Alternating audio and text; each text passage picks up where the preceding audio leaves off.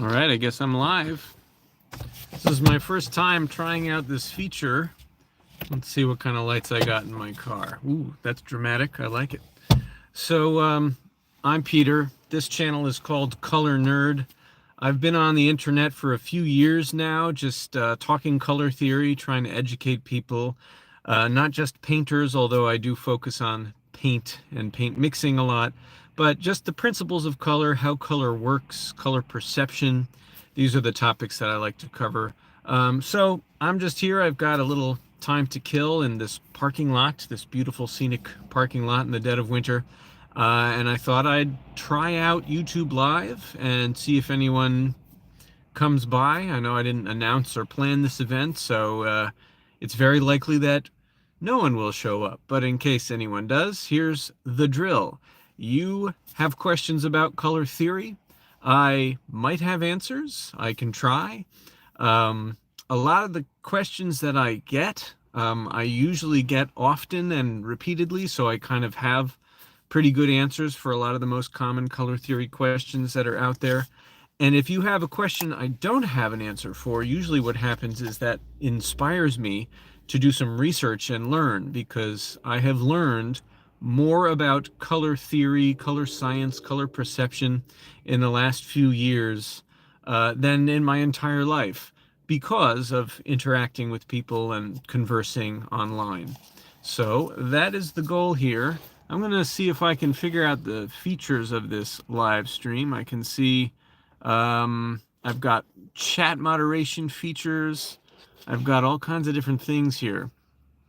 I'm just, I can start a Q&A. I can start a poll. I'm just poking buttons right now.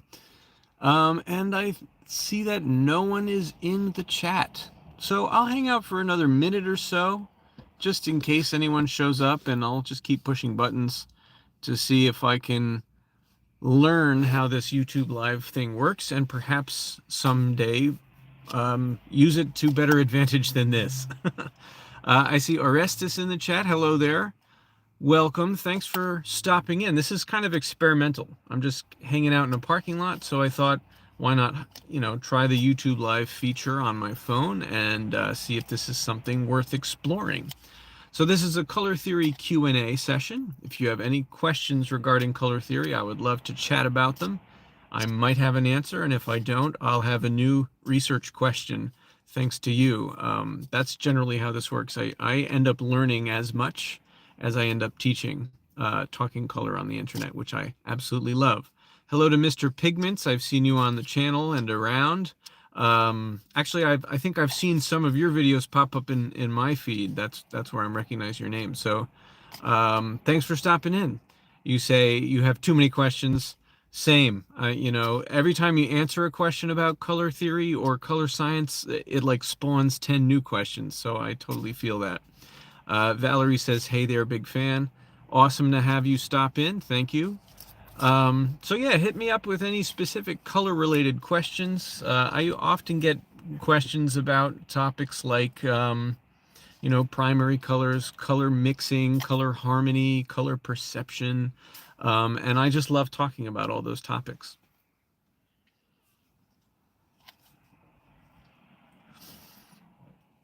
Just hanging out here in a parking lot. Maybe you can hear the traffic going by. I'm not sure.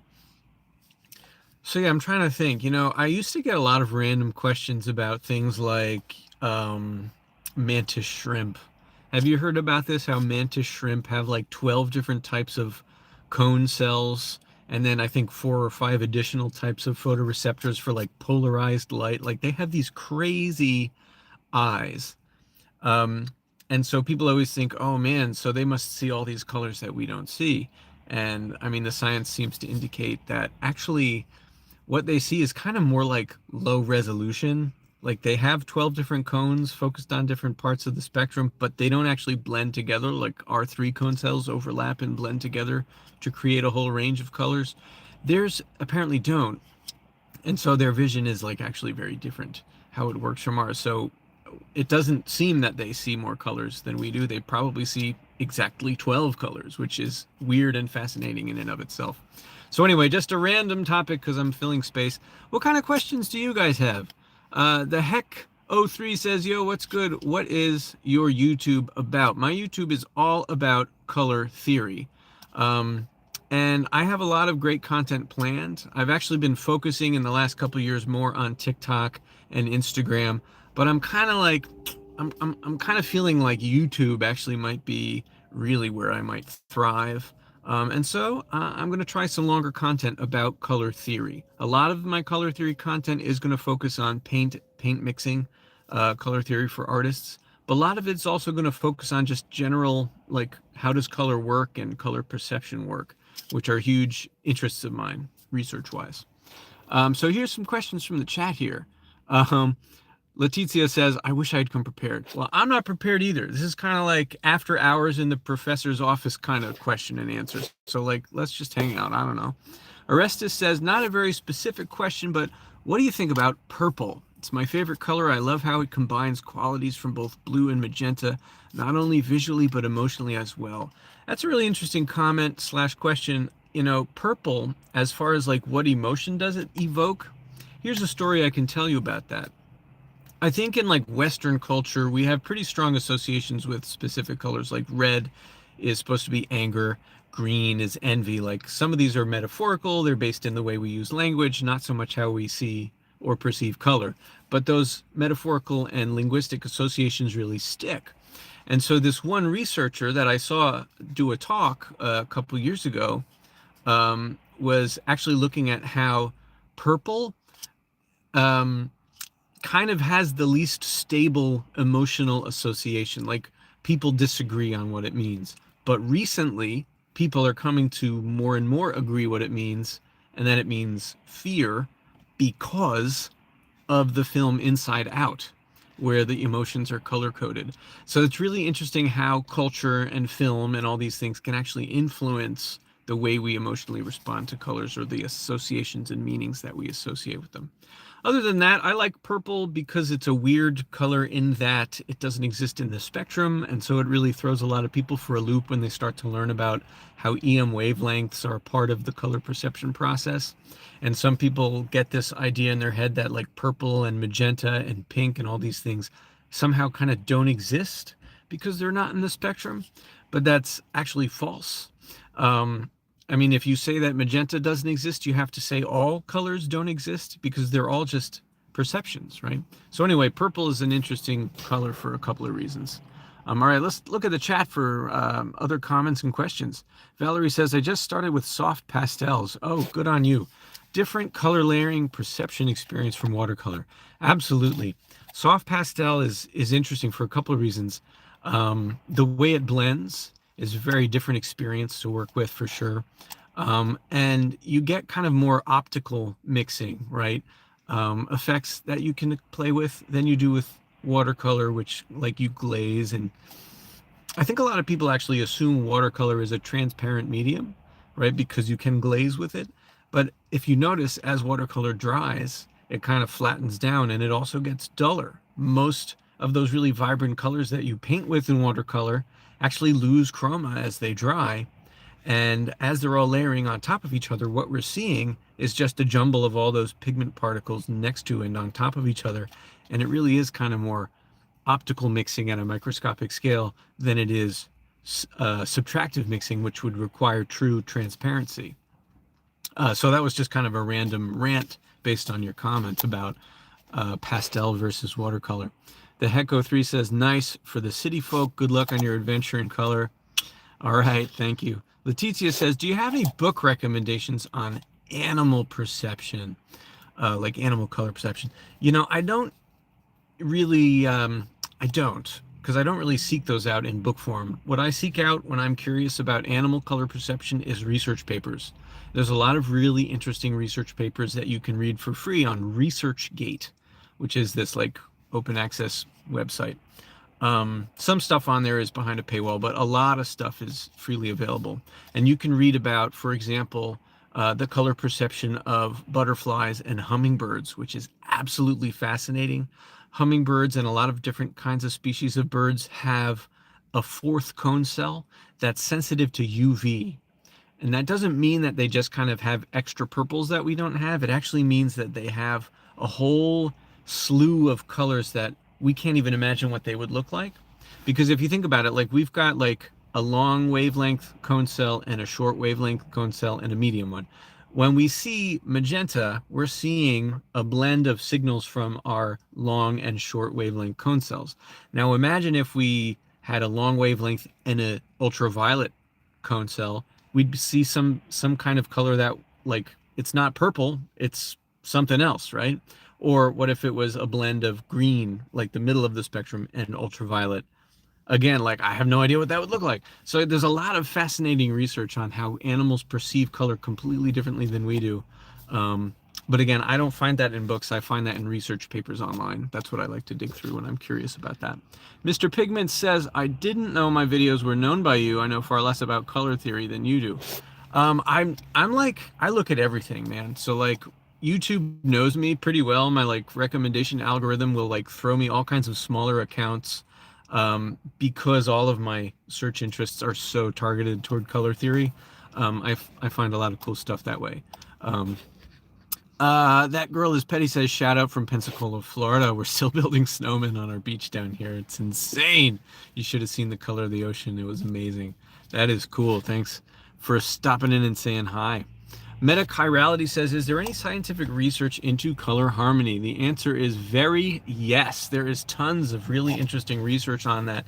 There's a guy in Hungary, Nemcics, Nemcics, I think, who did like a 40-year study, quantitative study, like what are people's opinions if I show them things, and are there patterns, blah, blah, blah. There's a ton of research on color harmony out there. Some of the more recent research that I'm really interested in, if you've seen my recent video from a couple days ago on color harmony, it references this. There's research that actually, it's actually the character of colors, how muted or strong or light or dark they are, that influences whether or not we find colors harmonic, and whether or not we like emotionally respond to them as a palette. That seems to matter way more than like, what hue is it? Is it red? Is it green? Is it blue? So that's really interesting, and that's kind of more recent research into color harmony that you might be interested to learn more about. I would recommend you look up Ellen Divers, Divers. Her research on that topic is really a great place to start. Valerie says, regarding magenta as extra spectral, why all the fuss? Very good question. It all comes back to 2008. I've done the research on this. There was like this blog post in 2008 that started this whole thing about magenta. Magenta doesn't exist. And it was kind of like a clickbaity title that was maybe a little bit irresponsible, and just like set off all these like would-be scientist, like science communicator type content creators all just churning it. So like every 6 months or so, the magenta doesn't exist meme kind of resurfaces, and like people make videos about it. But it all seems to have started with this article in 2008, which was trying to argue, like, you know, it's this hue that doesn't exist in the spectrum. But, you know, color science doesn't look at color in that way. Color science doesn't say hues belong to the spectrum. Even Isaac Newton himself, in like the 1660s, when he was examining light going through a prism, he kind of knew people were going to get confused. And there's a great line in the Optics, 1704. In the Optics, he says, the rays themselves, to speak properly, are not colored. Rays of light are not colored. Wavelengths don't inherently have this quality of color, right? We only perceive them to have color. So like, we've always known that. As long as we've known about like color diffracting out of a prism, we've known that like colors aren't real, so to speak. They're just perceptions. But it's a hard thing, I guess, for people to wrap their head around. And so this whole idea of like, well, magenta, it's not in the rainbow, so it's not real. Like, that's gripping for some reason. I don't know, right? Why all the fuss? Great question. So I'm just about out of time. I got to run in a minute. This has been fun. This has been a great way to just spend a few minutes and interact with a few folks. I'm kind of like I said earlier in the stream, I've been on TikTok and Instagram for a few years now. I mean, I've had this account on YouTube, but I haven't really been very active on it until recently. And I'm kind of seeing it as a place where I can really do some cool longer form content. I can engage with people in a different way here. And so I'm excited. I'm excited to interact with you folks and to kind of see what YouTube can really do in terms of building a learning community for color theory here. So yeah, thanks guys. I'm gonna head out. Thanks. Goodbye, Letitia. Goodbye, Valerie. Thanks to the algorithm. Yeah, the algorithm is a wonderful thing, right? It's getting pretty good at pointing you toward the things you want to see. So good stuff. Thanks. Bye. Have a good one. See you at Color Council. Oh, nice. You're gonna be at Color Impact or oh man, maybe, right? June, Color Impact 2025. All right, I'm going to sign off. Have a good night, folks. Thank you.